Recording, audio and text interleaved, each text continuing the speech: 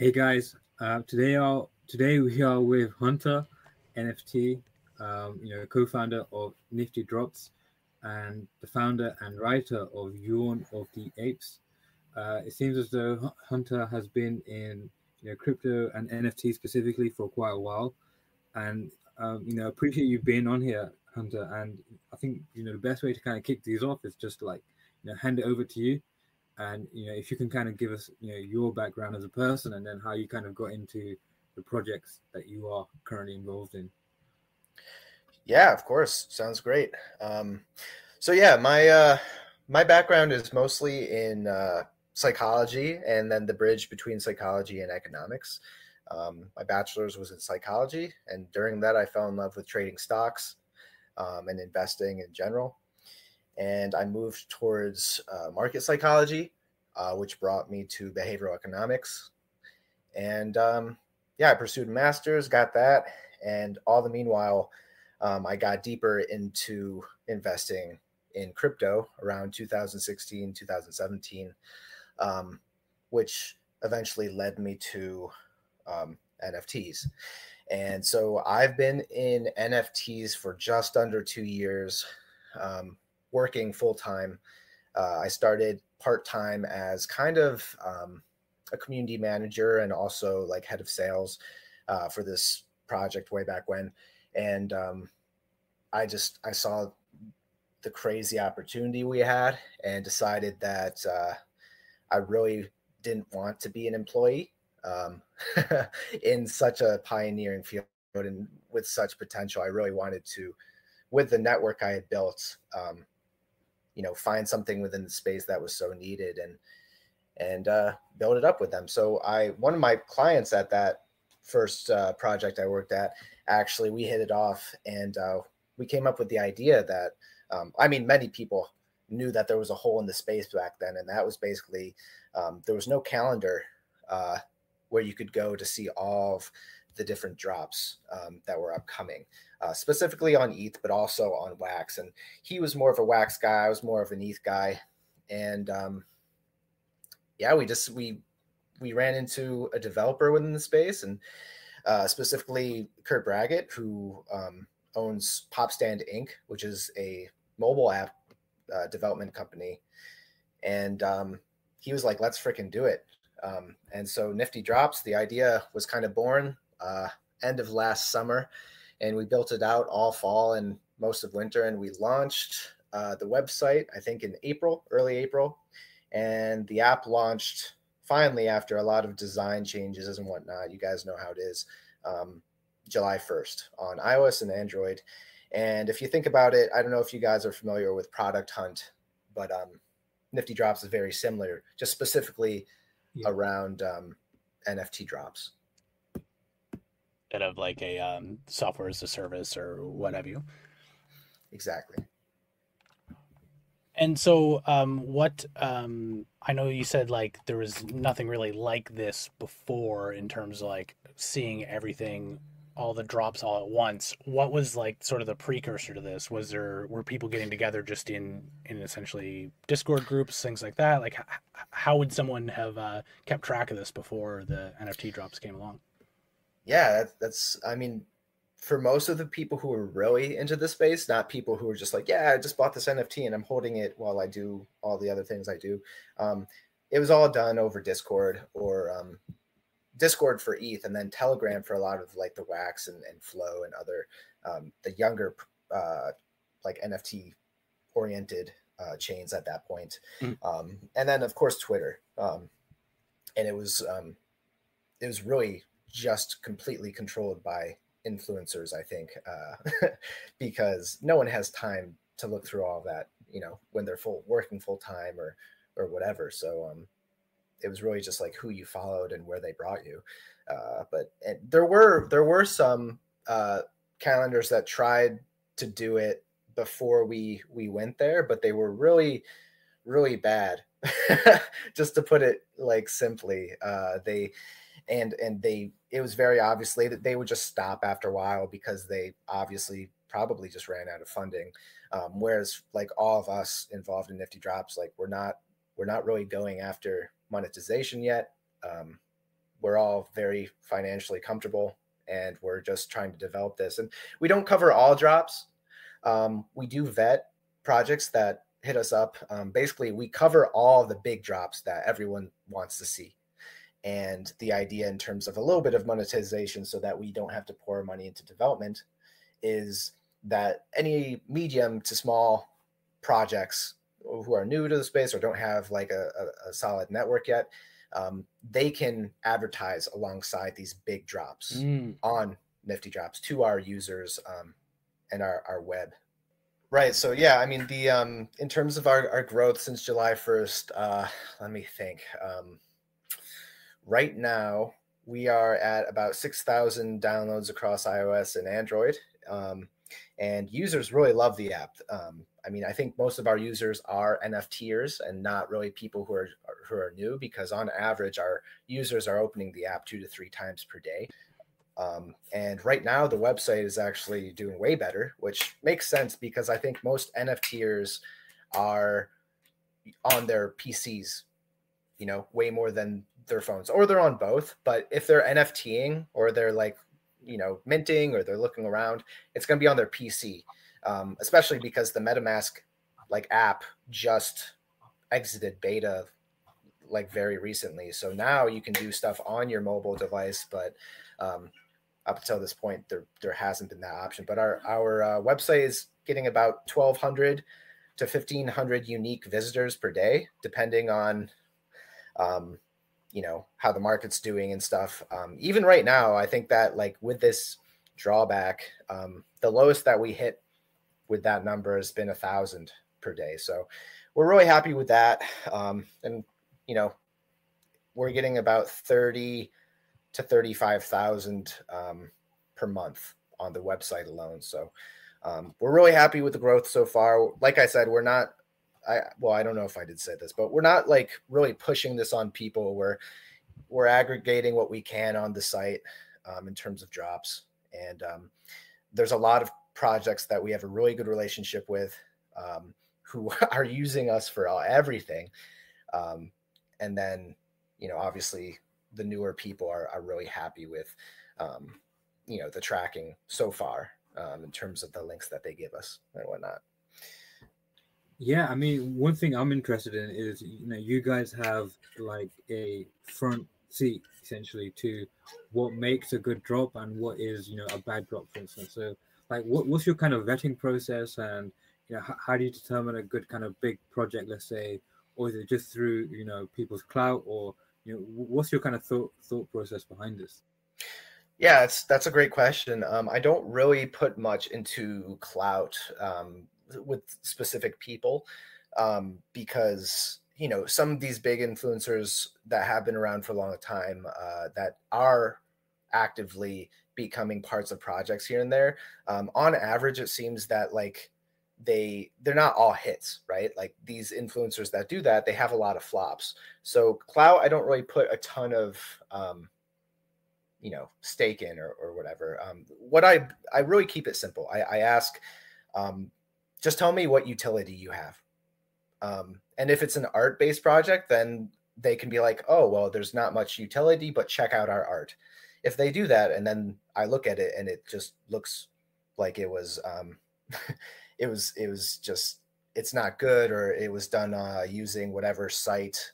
Fiverr special or whatever. Fiverr, exactly. I was trying to think of the name of it exactly.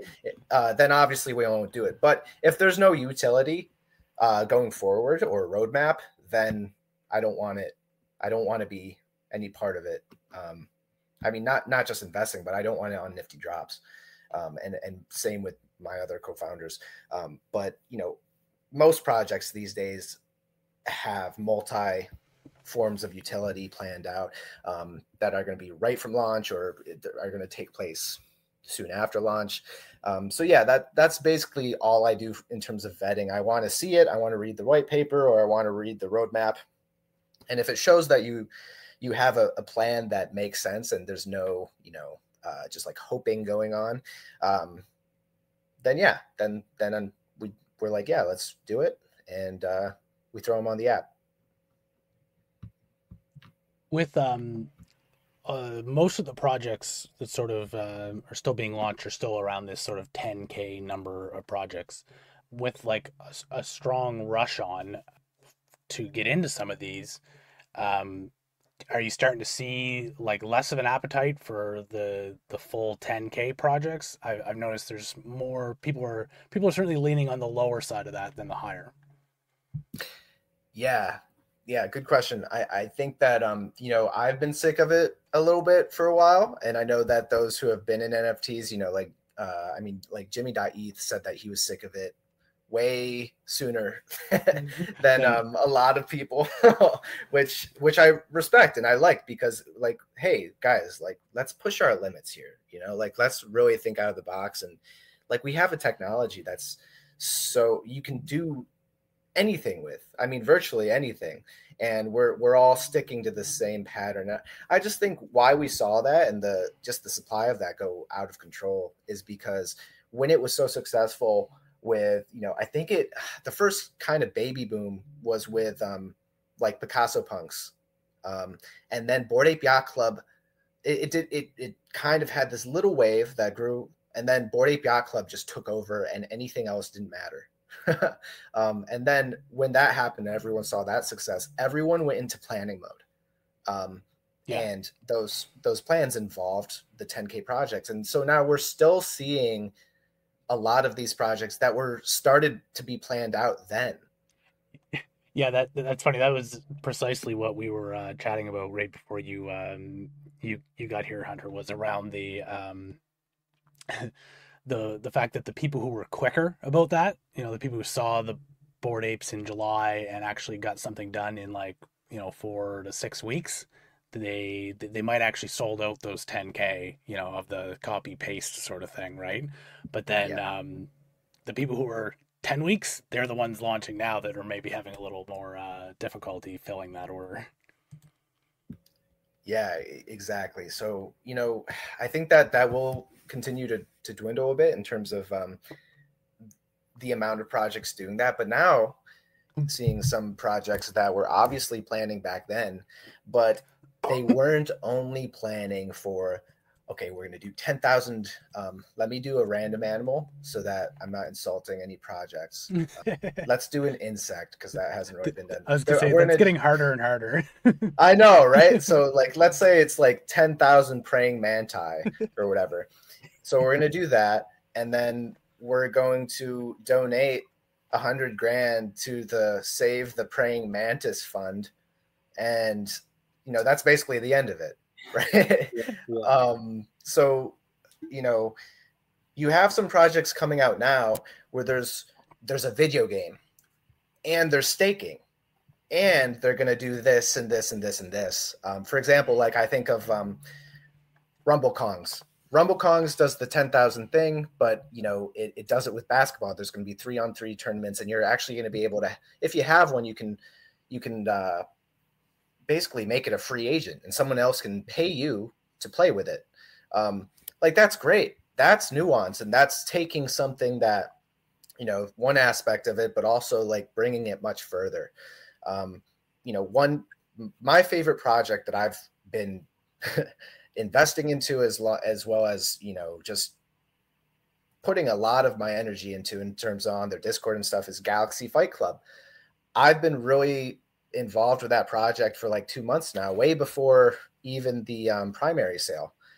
And they're creating a mobile game, which is going to be an app on iOS and Android.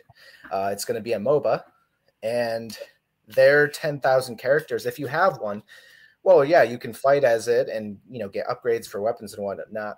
But they're also partnered with all of these other profile pick or avatar projects. They're partnered with Cool Cats. They're partnered with the Craniums. And if you have a Bored Ape, then you can do this too. If you have a fighter, you can throw your other NFT project character onto it like a skin in Fortnite, and now you're playing as your ape. So like, of course, apes will be interested in that. Cool Cats will be interested in that. So now it's actually like a Galaxy Fight Club where apes are fighting their characters and they're fighting cool cats, and we're actually really making something that's much more metaverse like. So I do like the profile projects. I think that everyone needs an identity in this space. It's just like, if you got to push the limits. If you're not pushing the limits, then you're really like, how can you expect to do well? Yeah, no, definitely. And I think what you said about the whole metaverse coming into the loop, I've talked to quite a lot of people, and they think, maybe that's the next kind of step. Like, what's your kind of opinion on that? What do you think will be the next kind of wave, let's say? Yeah, I think that it's I think that we had a lot, collectibles took over and went a lot further for, thinking about like the four pillars, like collectibles, gaming, virtual worlds, and art. And collectibles had a hell of a spring and summer. They just absolutely took over the space. Yeah, meanwhile, like art's doing great, and the other pillars are doing well too. But I think like virtual worlds there's been no new virtual world that's just like created as much hype as like the Sandbox created, or Decentraland's created, or Crypto Voxels in terms of like events. But I do think that gaming is going to come back with a vengeance very soon. So I've actually, what I found in terms of investing into NFTs, and actually what has benefited me the most is, I like to track the market and know what's going on, but like paying as little attention as I can to upcoming projects without missing the nuance and the great, the ones that are really doing something special. The better I do in terms of my trading and whatnot. If I pour my investments into one or two projects, I do a lot better than just like buying every week and trying to flip, which is a little bit more Warren Buffett than day trader. But if you're only focusing on searching for blue chips or potential blue chips, and you have time and experience in the space, then like why flip something for a 10% gain or even 100% gain when the blue chips will sell for potentially a 30,000% gain or something like that, I've kind of said this since I got involved in the space, majority like about 3 months ago or so, is that this is like, imagine if you could trade stocks and there was only like 5,000 other people in the world trading against you. It's like Exactly. the like competition for alpha is like very, very low compared to basically every other asset market in the world, where you have, you know, millions of real estate brokers and, millions of financial professionals watching traditional markets. Right. Yeah, and on top of that, you have millions or hundreds of millions of shares of those assets compared to 10,000. I think that the 10,000 number comes out because it's very round, and you can't have just 1,000 people. If you sell 1,000 assets, sure, like you'll make some money, but that money will be good for like one person. It won't be good for developing the project. But now you're selling, if you're able to send 10,000 things at $200 to $500. Well, now you have millions of dollars on your hands to actually, okay, sure, you sold 10,000, you have 10,000 members, or you have 5,000 that own two each or something like that. Well, now you can pour that money into roadmap 2.0 or your first roadmap or whatever. So yeah, oh man, compared to traditional markets, this is still the Wild West and whatnot, but it's just so much more lucrative. And once you really have a taste of it, especially if you're able to snag a blue chip NFT or two, I think most people are pretty sold, because they're sick of that BS that we've all been putting up with, in what's been going on for too long, in terms of just the 1% or way lower than that, I guess, having complete control and you being at their mercy. Right, like that is one of the sort of defining aspects of the space is the like personal ownership and everything, right? Um, just going back for a minute to the metaverse question there, I did have a question. Are you seeing more of the projects that are coming out being coded in a way that they're like easy to talk to other projects and so on? Like, do you see people kind of taking that step? Because I've seen a little bit about people sort of having to go back and rewrite or change their contract to make it metaverse compatible, so to speak.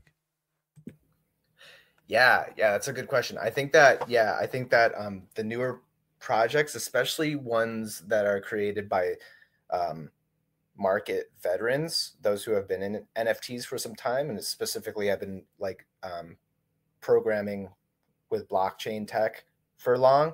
I think that they are definitely doing that, because you have some of these old projects that really made decisions that are hurting them.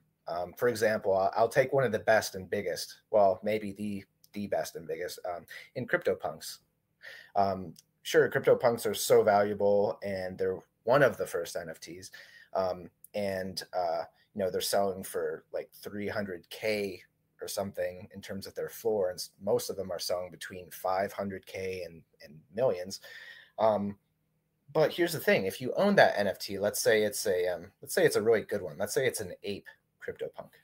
Mm-hmm. Well, if you own an ape and someone wants to use it, let's say it's company X wants to use your ape for some sort of advertising or whatever, just to ride this wave of Bored Ape Yacht Club. Well, I can make some money from that. I can be like, yeah, you can use it, but I want this. Or I can be like, no, get out of here. You're not using my thing. If someone's approaches the CryptoPunk owner and says the same thing, well, they actually don't have the power to give them that. They don't have the power to give them that permission because Larva Labs kept that permission. I ran into this issue because, and this is very related to the metaverse thing, because if you can't do that, then that really puts a hold on how you can use that CryptoPunk in the metaverse, in different games and different, like a CryptoPunk might not be able to fight in Galaxy Fight Club because who owns the rights to it now? Well, someone in Hollywood, some different Hollywood companies does at the current time. So yeah, there's, I think that those who are seeing that, and then you see Bored Ape Yacht Club do it, in my opinion, a much better way, where someone like me can make a series like Yawn of the Apes, and now I can just go around asking, hey, you want your ape in this? You want this? Whatever. And they can be like, yeah, and then I can go to work just because I have the owner's permission to use it. I think that's more metaverse friendly. And yeah, so basically going back to your question, I think that those who are in the know and those who have experience in the space and those who are smart are thinking way in the future and are more metaverse, I guess, pro metaverse to be able, whether it's in their coding or how they're figuring out how to deal with the IP going forward, all that. Yeah, no, I think that's a very good kind of poignant point. And I think the nature of like ownership as well is like it's being completely transformed through NFTs. I mean, and I suppose like one thing I want to ask you is like, what made you want to do Yawn of the Apes, and essentially what is it? Like what's your plans with it? Where do you see it going? And just go from there. Yeah, for sure. So, first of all, Yawn of the Apes is a animated short series. I posted on YouTube, but now I'm just plugging the MP4 right into Twitter because that's where we got way more views. I'm not really worried about the recording. Of course, it shows number of views on that box, but I'm only concerned about doing something different and doing something that's community oriented. There's no monetization. I've been paying out of pocket, but during the primary sale, of Bored Ape Yacht Club, which has been like 6 months ago. I forgot what the date was of those 2 days. But anyway, it was 3 days after that I was like, man, I gotta find an animator. And what if you combined Bored Ape Yacht Club and these amazing, collectibles, pieces of art with Adult Swim? And then what if there was a series, and that would just be absolutely huge. So I started searching for an animator 3 days after the primary sale, and I found one. His name's Ed, and he lives in Madrid. I live in New York, and he has a very unique style. And I basically told him the idea. He was newer to NFTs. He was actually creating some shorts that he was selling as NFTs on Super Rare, and we got together, and we were down for it. He was down for it, and we started writing. And so the first episode, we call them episodes instead of episodes, was was very simple. And the idea was just kind of like randomness, and to build out a metaverse where, one episode might be just 2 apes chilling on a boat, and one episode might be a metaverse war between, all of these different, not just apes, but cool cats and CryptoPunk. Well, no, sorry, not CryptoPunks, as we just explained. It's basically where it's going right now. We're writing episode 3. The second episode was kind of like the X Factor or American Idol for finding the next Bored Ape Yacht Club jingle. And that was really fun to do some music in it and stuff. And my voice is used here and there, but I'm also asking NFT influencers who I know have apes, hey, do you want your ape in this? It's good exposure for their investments and for their identities within the metaverse. And, on my side, they retweet it, and I get in front of, their huge batch of followers. It's very just symbiotic, no one's making money. No one's getting jealous of the other making money, and we're all just having a good time. I also ask them all if they want to voice their parts. Some do, some don't. And the idea in terms of where I want to take it is I want to build out a more stringent plot line. Actually, episode 3 is probably, we just started animating this week. Usually each episode takes about a month to create, but now this one's a little bit more in depth. So this one's taking a little bit longer, but it should be ready in the next 2-3 weeks. This is actually bringing us towards what I shared earlier. Like, it's going to be something called the Ape Wars or the Metaverse Wars. I really haven't decided yet, but the idea is that I'm bringing Galaxy. I'm partnering with Galaxy Fight Club, of course, and I'm bringing some of those characters in. There's going to be a mutant ape this episode, and we have some big fish who gave me permission to use their apes, including Pranksy, Jimmy.eth, Digital Art Chick, and G Money.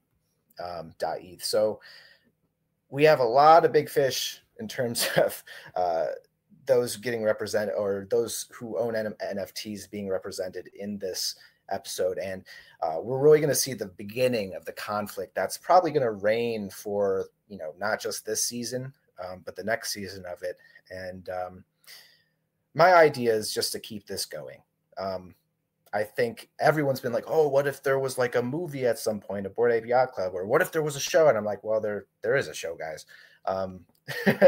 And as we grow, there's opportunities for monetization. For example, we have these really awesome comic like storyboards that Ed draws before each episode. And I'm considering digitalizing those and also auctioning them off, and maybe the final one will come with the actual laminated copy of it. But for now, we're not really focused on the money of it. We're really focused on having fun. And this is actually, Yawn of the Apes is really what I pour most of my heart into these days within the space, because it's just fun. And at some point, I really want to kind of hand it off to the community. I want it to be kind of episodes are written according to maybe a DAO or just according to like a Discord group of those who are just big fans of it. That's awesome. The like sort of the momentum from that sounds like you're going places with both the support you have, and it sounds like you've got the vision to keep it going too. Where we started there was just around, you're saying how like if somebody had a CryptoPunk, they couldn't really do a lot of these things because at the end of the day, I'm guessing like Larva Labs sort of owns the IP, so to speak. Yes. So how, if you can speak at all about how the commercial rights and so on work with the Bored Apes, like let's say if I went and wanted to start my own series and wanted to run ads or charge for it and wanted to bring in some revenue. Is there like a sharing with the rest of the apes? How does that work in practice? That's a great question. Yeah, that's something that we haven't. Well, first of all, we're only on episode 3, so Mm-hmm. in terms of advertising and all of that will come later. But that's a great question. I mean, one reason why I haven't even I've actually like avoided planning of that or even figuring that out because I know I'm not going to end up doing it soon. That we're not going to be able. We're not going to end up doing it soon. But yeah, that's a great question. I mean, it's kind of a benefit of asking all of these big time influencers or middle, small to large influencers, hey, like, do you mind if I use your ape? Because if it does end up bringing any money at some point, well, a lot of these guys are, or a lot of these people have been trading NFTs, and really, we're just really just thankful to have their ape like animated, to see something that's part of their identity moving and speaking. So having these influencers is like, well, a lot of them aren't really worried about money because they're doing well and they're doing their thing.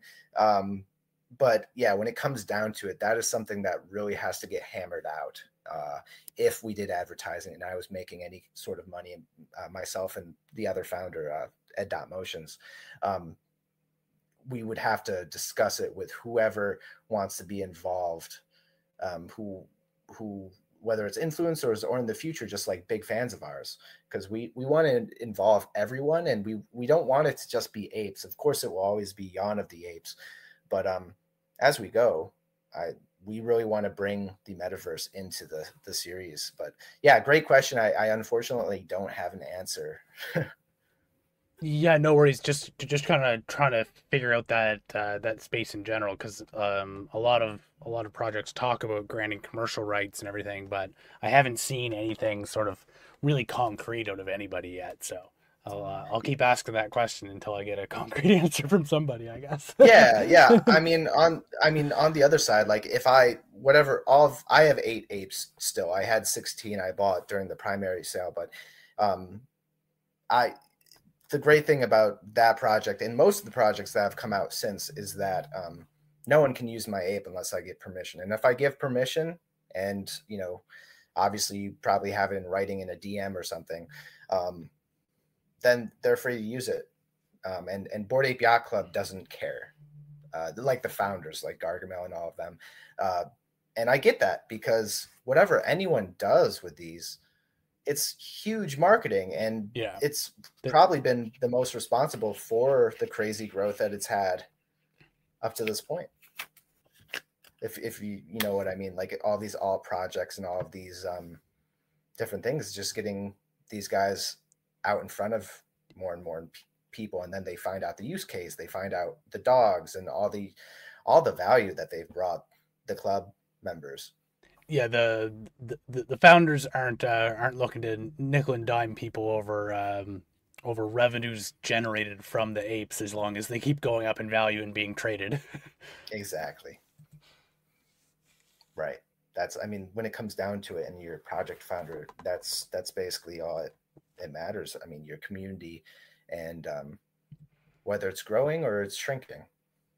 I guess I'm quite curious about the idea of eventually, something like where like revenue sharing with all the other apes sort of thing. Like let's say you had something that you created with the like apes IP kind of thing, and then that really took off. If there was like a DAO that would redistribute like a portion of the revenue from that project or something. I'm always curious about those sorts of things with the not with the apes specifically, but just with any of these projects. Oh, for sure. Yeah. I mean that, and along those lines, I'm really interested in terms of, and I'm sure it's been done, but I just haven't seen it. Mm-hmm. Just like fractionalization of an ape, of the ownership of an ape, where, you know, someone raises money, sells shares of it, or fractions or shards, I guess. And now it's kind of like the value moves like a stock, I guess. I have a lot more to learn about sharding and all of that. I haven't really been interested in it. But like, what if someone does that with an ape? I don't really, and then eventually it gets sold. Like, how does that distribution work in terms of the money that's made by the majority owner? And how can they ensure that what's owed to those who own the fractals or the shards actually gets to them? I just don't know. Do you guys have a background in that, or have you guys had experience with fractionalization of individual NFTs, or no? I'm quite familiar with it. I've seen quite a few different protocols. I'm seeing a lot of like there's Party Beer. There is a fractional NFT project. I can't remember what it's called, but I am familiar with it. But you know, one thing that kind of scares me on another kind of level is the SEC. And if you are like tokenizing and fractionalizing NFTs, you know, does that count as a security? Because you could technically own the the fraction of an NFT. And that's that's one kind of general kind of concern I have. But overall, I think the entire world needs to change in the sense of like adopting this new kind of technology, and I think it will eventually. Just because there's so much like use case and being able to fractionally own things, and I think DAOs being like you own a percentage of a DAO, and then that DAO owns a percentage of like 100 different projects. I think just the nature of ownership is going to change. But there are a few kind of kinks that still need to conceptually need to be fixed overall. What just to kind of expand on that point a little bit, we saw that happen really in the stock market in a big way over the last 20 years, where people can own fractionalized shares either through actually just owning literally fractions of shares through their brokerage or through exchange traded funds as a way to get like you know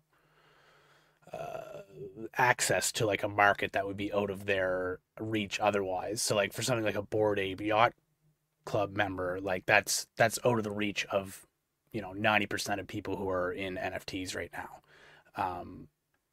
Do you know of any way that for people to sort of get exposure to apes without pooling up the 50 ETH or so?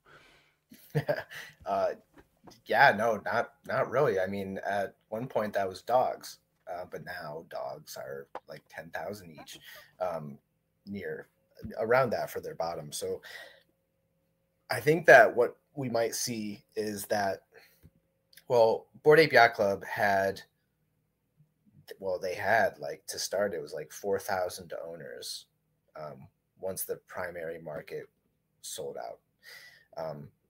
And it grew and grew, and more money was getting poured into it. But at the same time, it's like, well, there's only 10,000 members. How can you really grow? Well, then they brought the dogs. And so now there's opportunity for there to be 20,000 unique owners if it were to come to that. If people were selling them, right?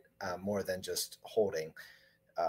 And then, now you have the mutant apes. And I think it was brilliant for them to, drop another 10,000 before the serums were released, because now that's another 20,000 potential owners within, not within the original Bored Ape Yacht Club, but you're still getting exposure to it. And if you own any of those assets, if apes keep rising, it would make sense that they would rise as well.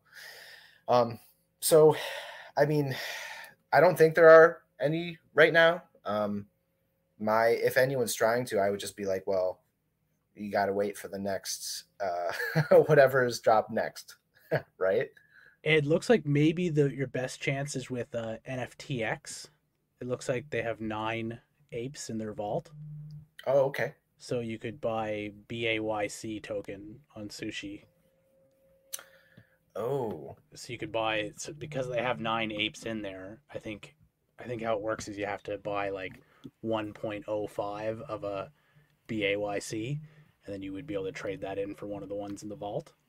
So that might be your best bet if you wanted to.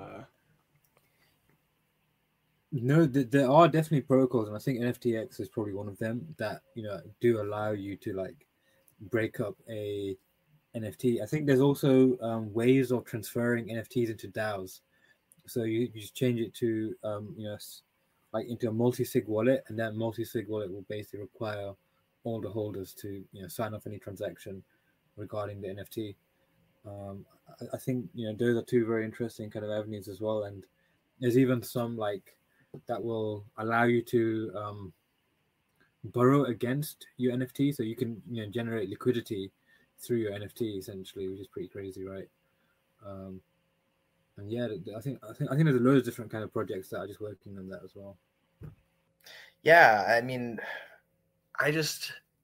from my perspective, even when, of course I have the apes now, and NFTs and crypto have been really good to me, but even when I was like a young investor, there was fractionalization. It was much newer, but I was never really interested in that, and I can see why you would be. But sure, right now we have Bored Ape Yacht Club, we have CryptoPunks in terms of the bluest, the biggest blue chips, but whatever money you would throw into fractionalization, let's say it was like $200. Well, why not just really get into the space, do your homework without investing, really get the rhythm of it, and learn as much as you can, and put that money, either use it in the meantime, invest it in something that you know more, or like do all that homework and then try to get the next blue chip, because there's going to be many, right?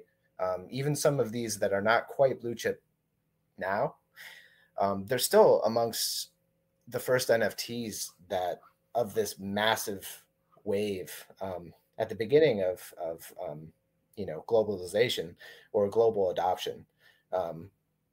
So I don't know. It's tough. I get it, because Bored Ape Yacht Club. I mean, and it's really easy for me to say, well, I don't know because I'm in the club, but I don't know.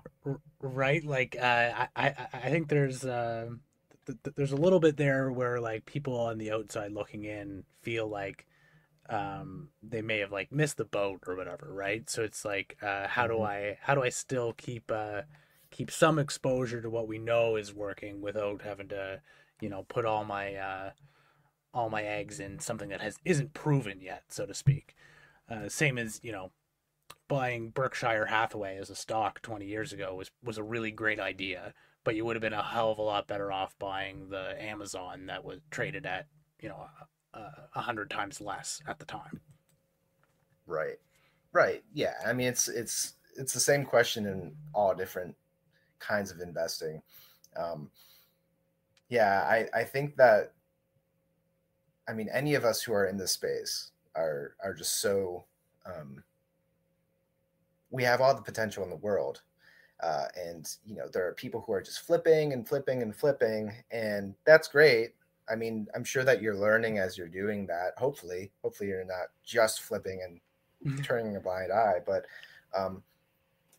even if you're not flipping or you're not gaining monetarily at all right now, if you're just taking this time on the side of your part-time gig or your full-time gig, and you're learning and seeing, just looking at what's happening, the forward earning potential for you as an individual, just because of how you're building your mind and where your brain's going, is more than probably any other market on earth, or maybe not probably, but maybe any other market on earth, just because it's so early. When when the metaverse is built, for example, and we actually have games that are, we have different worlds, we have different virtual worlds where there's all these different games and all that, and everything is so interconnected.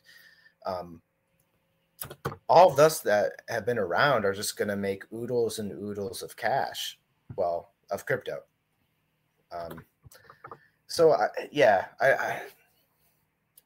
if I just think that the fractionalization is just very complex, and like you said, the SEC, I mean, they just barely have successfully defined what an NFT is within, you know, what the regulation that has gone on so far. So it's going to take so much for them to catch up, and doing something like fractionalizing an asset is just so risky, in my opinion, because they might not have defined it even, and they might just like slap you on the wrist and, you know, take your money from you. So Yeah, and you know, they're clearly making it known that they're doing the you know, regulation via litigation. Like they're not interested in trying to understand the space. They're just interested in, you know, trying to either make this problem go away or let the lawyers work it out.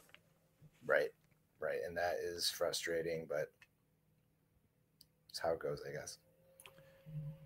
No, and I think that was a very good kind of point in terms of like, you know, building your brain and, you know, just like kind of seeing the way it's going. And I think so some of the things that I kind of missed out on early were essentially just like how monumental it would have been, you know, like say 3-4 years ago, you know, when CryptoKitties were first came about. So I mean, on that kind of note, like, you know, for a newcomer that's just come into a space, you know, what would you say to them? What would be the kind of advice be like in terms of finding the next Bored Ape Yacht Club, or, you know, any other thing of this kind of notion? Like, what advice would you give to a newbie? I guess I would think, like, I would, first of all, like, what is your population and how did you get into the space? And really, you already have a lot of information in terms of like what you should build your knowledge on, right? If you're just entering the space, the NFT space, not just crypto, well, maybe you're in your 20s and maybe you're out of school, or maybe you're in school, or maybe you're in your 30s and you just finished up your master's, or, you know, some of your buddies made a shit ton and they're, you know, you now you're trying to get in. Well, whatever your population is, you should basically be like, well, there's probably a lot others that are reflect my exact population that are going to the space. All right, well, what am I the most interested in? And maybe not just what am I interested in, but the specific population that I am, or that I identify with. What am I most interested in? All right, well, in the 20s, there's going to be gaming. A lot of people, even in their 30s, are gaming as adults, and just like gaming is just something that you do in your spare time, whether it's, you know, another way you get your fix, whether it's getting stressed out or whatever. Well, you know, a lot of these populations have that in common. So therefore, well, keep your eyes on the gaming sector and what's happening there. The fact that the metaverse is being built, like that's crazy. That's millions and millions and millions of dollars going into it. Isn't it like 2 billion or something really stupid? Yeah, I think it's around like a couple bill. You know. Yeah, you know, and regarding that, so now you think of 20-year-old and 30-year-old gamers. Well, now you look at the gaming side of NFTs and you're like, okay, well, what games would stand out? Definitely something to do with sports, because a lot of, you know, adults play like FIFA and FIFA and Madden and all of that, NHL and stuff. Exactly. So like, okay, what relates to that? Well, Rumble Kongs is doing some things in that domain. And then the other side is like, well, what about something like Super Smash Bros. That comes out? Yeah. Or something that is so not just nostalgic, but also just like something that just makes sense, just like for the population. Just, I guess that's what I would recommend. Just like really take the information that you have just with yourself, and why are you getting into this, and see what's been done and how it relates to pop culture or nostalgia, or that population that you think is like really entering NFTs right now. Because when I first entered NFTs, so I did some surveys in terms of across different platforms, and I found out, I think I had like only 100 people take it, but the majority of people were white men between the ages of 30 and 50. And this was like almost 2 years ago. So this was very early. Those were the people who were just, it was like 80% of people. And it kind of makes sense because these are the same guys who were in the arcades in the 70s and 80s. And, you know, they're at the height of their careers or approaching it.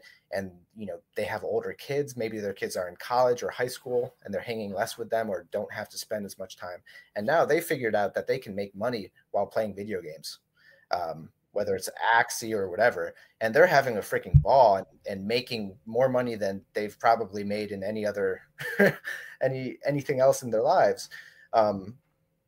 So I think that's adapting though. And I think the population has really become a lot more diverse. And imagine when like the younger millennials get into that. I mean, that's where my population, that's where I fall in. And I just think like, holy crap, like once we have money as a population, not just the ones who really killed it or are in tech or in investing or whatever, it's just so matched for the millennials totally, and Gen Zers, and even those who are like anyone younger, anyone who's going to come up, right? It's just, it makes things easier in many ways, and it's autonomy, and you're able to just like, you have a potential to really boost your career so early. Oh, and like especially for people like say your age, like 25, so and younger, like they've grown up online with avatars and everything, so it's all sort of a native concept to them. It's not, there's nothing weird about it. There's no like kind of onboarding necessary. You just have to give them the tools to do it. Exactly. Just getting back to, you say like someone new in the space trying to get in. I know, you know, if you went to go mint an NFT right from a project 2 or 3 months ago, you may have to pay a little bit more gas if it was a popular project, but you could probably get one. You didn't have to pay thousands of dollars in gas. You didn't have to fight against bots. For a new project launching today, that's a much bigger problem. Are you seeing, like, what are you seeing projects do to sort of mitigate that and prevent the like flippers, bots, etc. from hijacking their launch? Yeah, I've seen some pre-launches. That's the biggest one I've seen where, you know, let's take a guess that they're going to do 10,000 NFTs, right? Yeah, right. Pretty much. So they do 10,000, but their pre-launch, which is only shared within their Discord community or within their Telegram community on purpose, is like 2,000 of that 10,000. And actually, a lot of these pre-launches have been very successful. But at the same time, if you're only that, you have to do that in tandem with a ton of marketing. Like you have to bring a lot of people into your Discord, maybe like 5,000 to 10,000 before you think about doing the pre-launch. Because if you do a pre-launch and only sell like, you know, 10% of that pre-launch, then you are really screwed. You're basically holding up a big flag like, hey, even our hardcore supporters don't want this. Exactly. So giving your early supporters who are really hyped about it the early access to get a lot as early as possible really sets you up, because if that, you know, sells out, which ideally it does, then they're probably going to also buy on the secondary, on the you know, the main launch. And then, you know, you're covered with probably another 2,000, and whatever hype you create between the pre-launch and the main launch, which hopefully is a lot of marketing and a lot of resources put into that, then it's just a lot more likely to be successful. But what else have you guys seen in terms of projects trying to work around that problem? So there was one project called Forgotten Runes, and what they did was they didn't give a time. They gave like a block number of when it was going to drop, and they said at this block number we'll upload everything. And I think they coded it in as well. You know, it would go live at that date, at that specific block number. And that was one. There was one other that essentially you had to invite people to the Discord. You had to invite 30 people to Discord, and then you'd be whitelisted to buy the NFT before anyone else. And that's one. But yeah, we've heard quite a lot of things in terms of gas wars and all these other kind of things in terms of people just like trying to skip the queue and then manually like increasing the cost of like minting. And there's like some people even found certain things on Etherscan whereby they actually directly go and mint directly from contract, or they create a bot that mints. So yeah, I think it's a very interesting kind of problem that it's evolving as we speak. Totally. Yeah, totally. I mean, it's especially when crypto goes down because and general markets too, because when that happens, of course, NFTs, it depends. Most NFT projects seem to go down with it. But then you have some that stay strong or just like stay where they're at.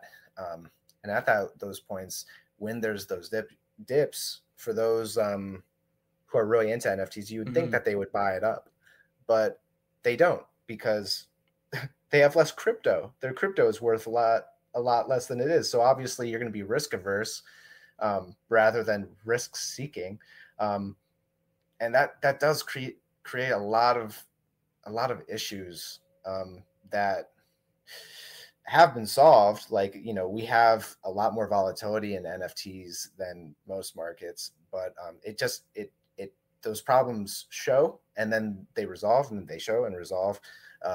I just think it's something we're going to have to live with for maybe just years and years within this sector.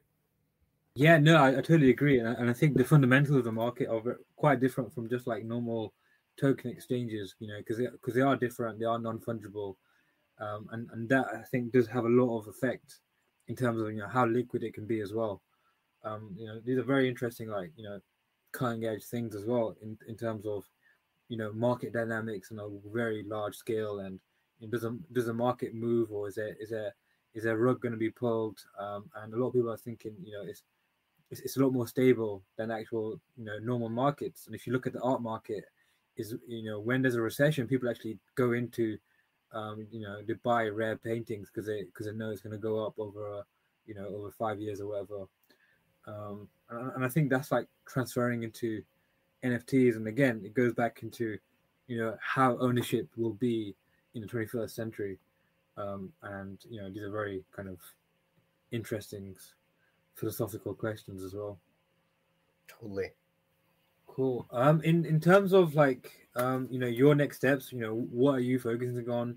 Are you solely dedicated on Yawn of the Apes, or are you focused on Nifty drops, or you mentioned you're working on a metaverse project as well. What do you want to plug essentially? What's there for you next? Yeah. I mean, Nifty Drops is, the app is launched, the website is launched. Of course, like I always want to be looking in case I see something that we have to get onto the website and app. So that's always kind of going for me at this point. Yawn of the Apes, I told you, is my passion project. That's what I want to do for my next 40 years. Not just that, but obviously like, other series and maybe making at some point, maybe a movie or something that could be ape oriented or might not be. So those two things. And then, I'm really looking to gaming. I like the collectibles. A lot of gaming projects are going both collectible and gaming, which I think is brilliant. And yeah, I mean, the thing that I'm most excited for right now, to be honest, is Galaxy Fight Club. I'm not a founder of that project. I am heavily invested, and it's not financial advice, of course, but what they're building is so special, And I've actually like kind of turned off my eyes and ears to a lot of the rest of the market recently, because one, well, we're in the dip and whatnot, and two, because I just think I think that I may have found another Bored Ape Yacht Club kind of project that's very nuanced and is going to be way more interactive because it's going to be gaming oriented. So yeah, that's basically all I really have that I want to share at this point. Right on. Yeah, the point about the fighting game there, I think that's interesting because, you know, we talked earlier about everybody trying to make their NFTs kind of work together for this larger metaverse and everything. But if you're just sort of first to market with a game that's fun, that might be all that really matters, and then everybody else has to sort of adapt to what you created. Right, of course. And then, you know, they just have to have a good game, and then it will be good. Then you throw in this using skins, and actually like and on the other side of that, if you have that skin and you use it as your character as you play and you do well, not only the character that is skinned over earns points and whatnot, but that NFT that you used as a skin goes up with XP and experience points too. So let's say I play as my Deathbot Ape, for that is used as a skin for one character, and I play it, and I'm just one of the best because, you know, I'm going to play a lot. And all of a sudden, years later, or a couple months later, I just decide to sell my Deathbot. Parentheses, like I will never sell my Deathbot. Don't ask me to. Like that NFT that I used in this game will now is owned by someone else. If they want to play Galaxy Fight Club, it has all of those same stats linked to the skin. And now if you put that on, you know, a random fighter, then so you think just things like that are just so like Ready Player One level metaverse, that like, and they're also finding a token that if you own any fighters, you're going to be earning the token just from holding. You don't have to you can sort of like stake a fighter in the old school sense in terms of like. Exactly. Yeah, that's fun. I like that idea. Yeah, I definitely recommend checking out their white paper. Is really interesting. I'm actually a play tester right now for them. There's like, I think there's about 30 of us who are trying out the beta and giving, you know, giving advice and giving our thoughts on it. So check it out, Galaxy Fight Club.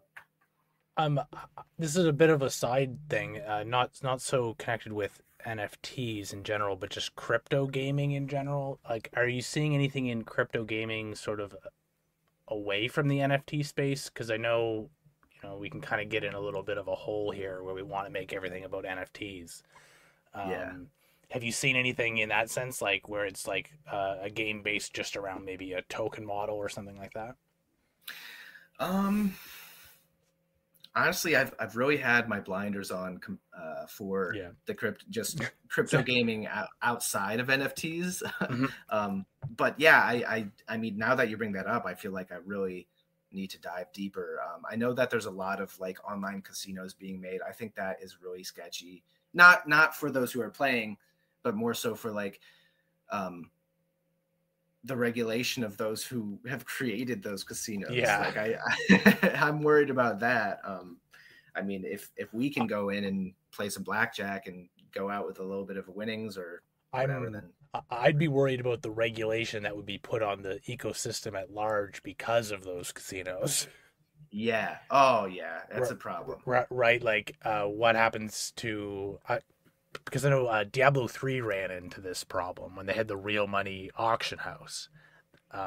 They actually ran into trouble with like credit card companies and things like that, and PayPal, because they were essentially running a gambling site. Yeah. So like, that sort of thing kind of, it's like attracts the wrong sort of attention in my mind.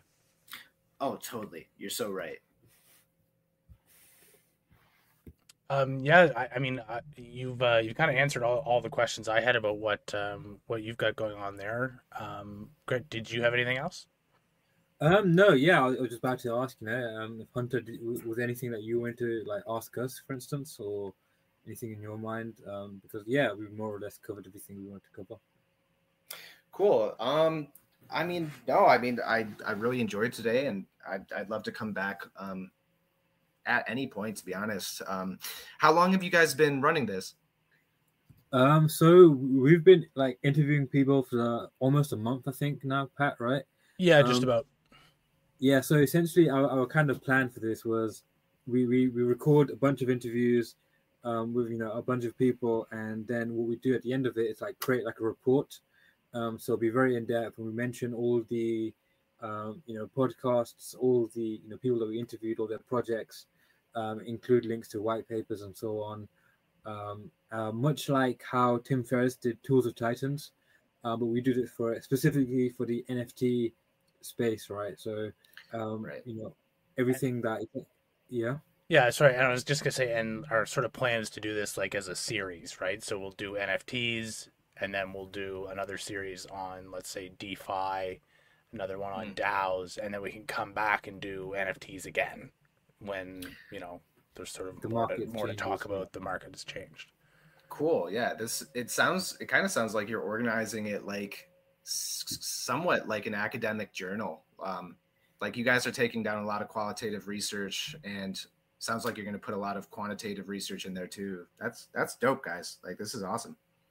Yeah, no, definitely. That's the kind of approach we want to take it, and that's why at the start we said like, feel free to go on any kind of rant you want, essentially, and yeah, just kind of go from there. And yeah, we definitely appreciate your comments, and hopefully we'll ping you, we'll let you know when we're like ready to release, and yeah, just go from there, I guess.